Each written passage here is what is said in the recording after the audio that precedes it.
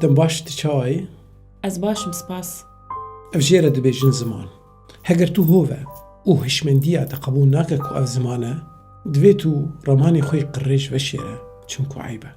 ئەڤ نەتڤنکەکە گۆ ئەستە پێ بکوژم و نەبووم بەکە گۆ ئەستە پێ بووم بە باران بکەم و نەغازەکە گۆ ئەستە پێ بفەتسینم و نەشورەکە گۆ ئەسەرێتە پێژێ بکەم.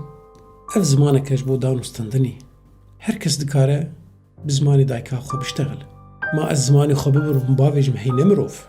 ئەو ژی مافێ منە گۆ ئەس پێ بەئاخەوم و پەیوەندیان پێ ئاوا بکەم و تێکێلیان خۆ پێ خورد بکەم و بزارۆکان و دەست و هەواڵان را بکار بینم. ئەف زمانە ئەو ژی زمانە چ زمان بە ژمافێ تەیە ژمافێ منە ژمافێ هەر کەسیە. زەهرا محەممەدی میناکە کە ji هەزارێن میناکان گۆزلم و زۆریە دبینن ji ber zimanê xwe gelo çima wê ew ziman bê qedexekirin û em ê mehrum bin ji zimanê xwe.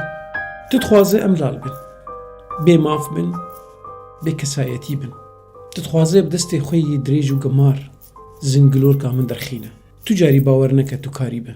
زەهرا محەممەدی کوردەکە ji milyonan ji bîr neke heger tu ne mirove bihê le got xelk li ser mirovatiya xwe bimînin. Ew kîna xwe bi ser rûyê xwe yê meqbûh deyne û bihê le ez azad bim.